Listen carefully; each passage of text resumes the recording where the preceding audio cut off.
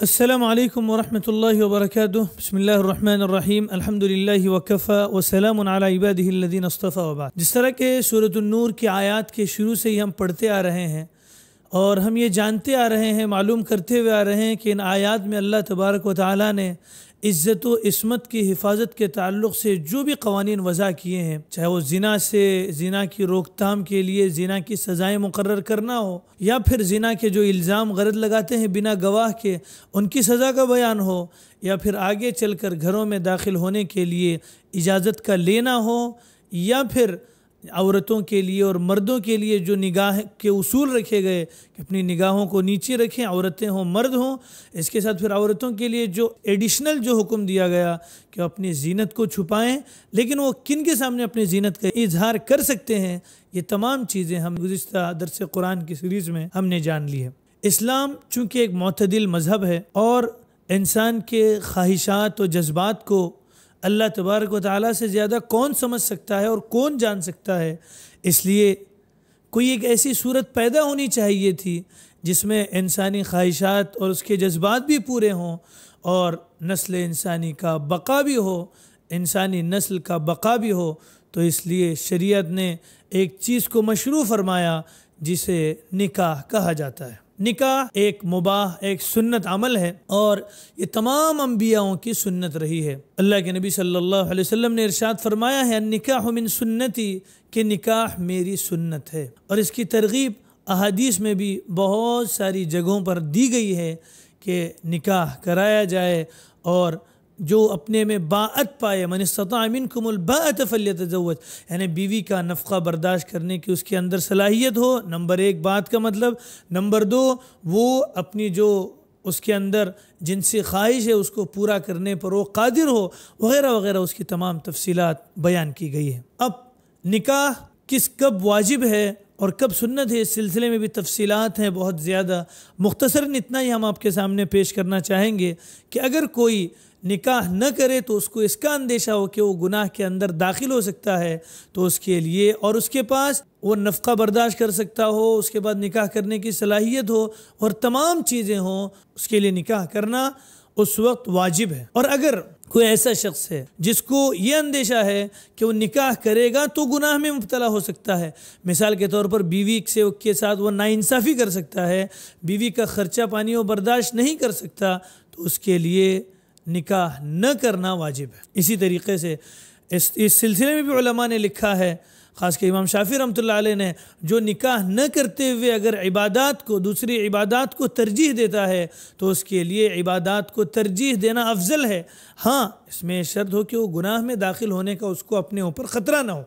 اگر اس کے اندر گناہ میں داخل ہونے کا خطرہ ہے، گناہ میں پڑنے کا خطرہ ہے، تو اس کے لیے نکاح کرنا افضل ہے۔ بہرحال تمام باتوں کو لیا جائے تو خلاصہ اس کا یہی نکلے گا کہ نکاح ایک سنت عمل ہے۔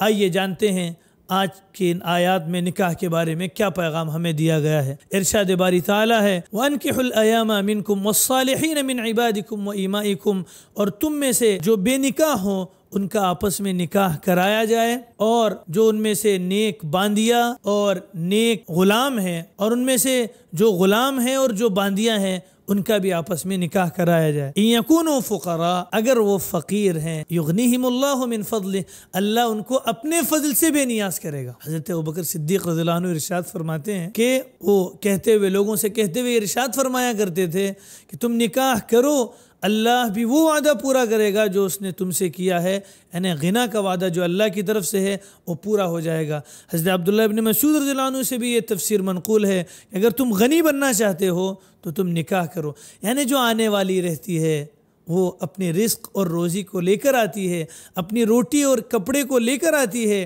تمام چیزوں کو لے کر آتی ہے، آپ کو فکر کرنے کی ضرورت نہیں ہے۔ اکثر معاشرے میں دیکھا جاتا ہے کہ مرد میں تمام چیزیں موجود ہیں، اس میں کمانے کی صلاحیت بھی ہے، وہ کما کر بھی دے سکتا ہے، لیکن ذرا سا کم کما رہا ہے کے ہوتے ہوئے، دینداری کے ہوتے ہوئے، تمام چیزوں کے ہوتے ہوئے اس کے رشتے کو ٹھکرایا جاتا ہے، صرف اس لیے کہ وہ گاؤں میں کما رہا ہے۔ دیکھیے قرآن مجید کیا کہہ رہا ہے، ان یکونوا فقراء، اگر وہ فقیر ہیں اللہ انہیں اپنے فضل سے بے نیاز کرے گا۔ اور ایک حدیث میں آپ کو سناتے چلوں، اللہ کے نبی صلی اللہ علیہ وسلم نے بھی ارشاد فرمایا، اذا جاءکم ممن ترضون دینہ وخلقہ، اگر تمہارے پاس کسی ایسے آدمی کا رشتہ آتا ہے جس کے اخلاق سے بھی آپ راضی ہیں، جس کے دین سے بھی راضی ہیں، فزوجوہ، تو آپ ان کا نکاح کرا دیجئے۔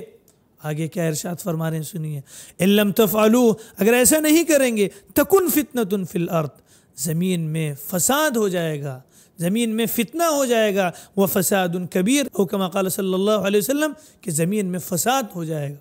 تو لہٰذا جس کے دین اور اخلاق ہم جانتے ہوں کہ وہ اچھا ہے، تو صرف مال کی وجہ سے کہ مال اس کے پاس ذرا کم ہے، اس کی وجہ سے ہمیں پیچھے نہیں ہٹنا چاہیے۔ نکاح ایک ایسا عمل ہے جس کے ذریعے سے اللہ تبارک و تعالی رزق روٹی میں برکت بھی دے گا اور انشاءاللہ اضافہ بھی کرے گا، اس آیت میں اس کا وعدہ ہے۔ واللہ واسع علیم، اور اللہ وسعت کرنے والا اور جاننے والا ہے۔ آگے دیکھیے، اب جن میں نکاح کی استطاعت نہ ہو، اب وہ کیا کریں؟ پیسے نہیں ہیں، یا پیسے تو ہیں لیکن بیوی کا نفقہ برداشت کرنے کی طاقت نہیں ہے، یا تمام چیزیں ہیں لیکن نکاح کرنے کی جس میں استطاعت نہ ہو، یعنی جو نکاح پر قادر نہ ہو، جو اصل چیز ہے نکاح کے لیے وہ اس میں موجود نہ ہو۔ نمبر دوسری چیز، وہ نفقہ برداشت کرنے کی اس کے اندر صلاحیت نہ ہو،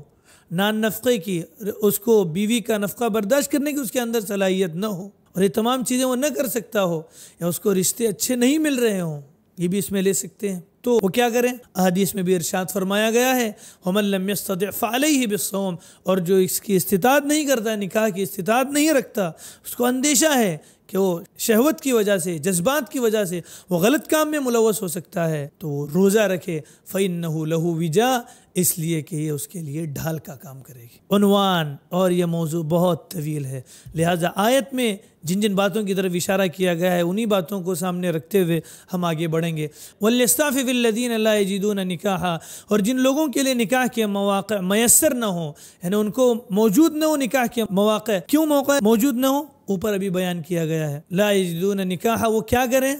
عفاف اختیار کریں، پاک دامنی اختیار کریں، حتی یغنیہم اللہ من فضلہ، یہاں تک کہ اللہ اپنے فضل سے ان کو بے نیاز کر دے۔ آگے جو آیت کی تفسیر آ رہی ہے اس سے پہلے چند چیزیں آپ کے سامنے بتاتے چلوں کہ پہلے زمانے میں یہ ہوتا تھا کہ باندیا اور غلام بنائے جاتے تھے، اور اس میں ان کو مکاتبت پر رکھا جاتا تھا، یعنی آقا کہتا تھا کہ تم مجھے اتنے پیسے لا کر دو تو تم آزاد ہو۔ دیکھیے اسلام نے کبھی غلامی کو پروموٹ نہیں کیا ہے، بہرحال یہ الگ موضوع ہے، پھر لمبا ہو جائے گا۔ تو اگر کوئی غلام آقا سے کہے میں آپ کو اتنے پیسے لا کر دیتا ہوں تو آپ مجھے آزاد کر دیں، اور آقا بھی مان جائے تو اس کو غلام مکاتب کہیں گے۔ آگے اسی کے بارے میں تفصیلات آ رہی ہے، والذین یبتغون الکتاب مما ملکت ایمانکم، اور جو مکاتبت چاہتے ہیں، جو تم میں سے غلام ہیں وہ مکاتب کرنا چاہتے ہیں، فکاتبوہم، تو ان سے مکاتبت کیجئے، یعنی آپ راضی ہو جائیے کہ وہ اتنے پیسے لا کر دیں گے،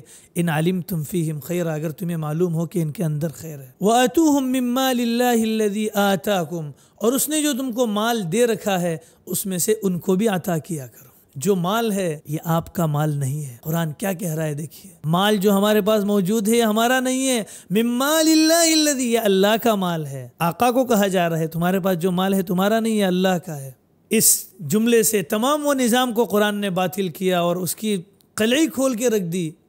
اور کہا کہ اللہ کے مال سے، چاہے وہ نظام کیپٹلزم کا ہو یا کمیونزم کا ہو، یہ تمام چیزیں ختم کر کے رکھ دی، اور کہا گیا کہ جو اللہ نے آپ کو مال دیا ہے اس میں سے دیجیے۔ آگے اور ایک جاہلی رسم کو ختم کیا گیا۔ جاہلیت میں ایسا ہوتا تھا کہ غلام باندیوں کو رکھتے تھے اور ان سے غلط کام کروا کر ان سے پیسے وصول کرتے تھے۔ وَلَا تُكْرِهُ فَتَيَاتِكُمْ عَلَى الْبِغَاءِ إِنْ أَرَدْنَ تَحَصُّنًا لِتَبْتَغُوا عَرَضَ الْحَيَاةِ الدُّنْيَا، اور تم اپنی نوجوان لڑکیوں کو، اپنی باندیوں کو اس پر مجبور نہ کرو کہ وہ بدکاری پر آمادہ ہو جائے، تاکہ تم اس کے ذریعے سے دنیاوی ساز و سامان کو حاصل کر سکو۔ وَمَن يُكْرِهُنَّ، کوئی ان کو زبردستی کرے، فَإِنَّ اللَّهَ مِن بَعْدِ إِكْرَاهِهِنَّ غَفُورٌ رَحِيمٌ، تو اللہ ان کے زبردستی کرنے کے بعد ان سے جو باندیوں سے جو گناہ ہوا ہے اس کو اللہ تبارک و تعالی معاف کرنے والا اور رحم کرنے والا ہے۔ وَلَقَدْ أَنزَلْنَا إِلَيْكُمْ آيَاتٍ مُبَيِّنَاتٍ، اور اللہ نے تم پر اتاری ہیں آیات مبینات، واضح آیتیں،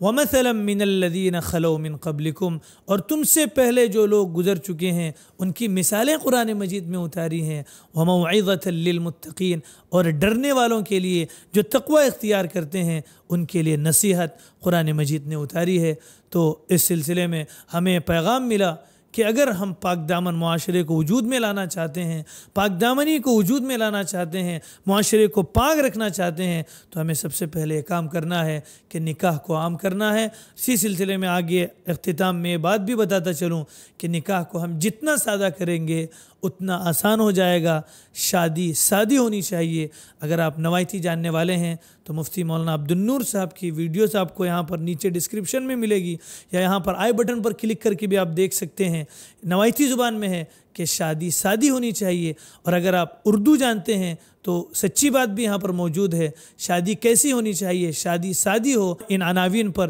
آپ کو سچی بات ملے گی، آپ ضرور دیکھیے اور اس کو عمل میں لانے کی کوشش کریں۔ اللہ تبارک و تعالی ہمیں نکاح کو آسان بنانے کی توفیق عطا فرمائے، اور نکاح کو آسان بنا کر معاشرے میں اس کو آسان نکاح کو رواج دینے کی توفیق عطا فرمائے۔ وما علینا الا البلاغ، والسلام علیکم ورحمۃ اللہ وبرکاتہ۔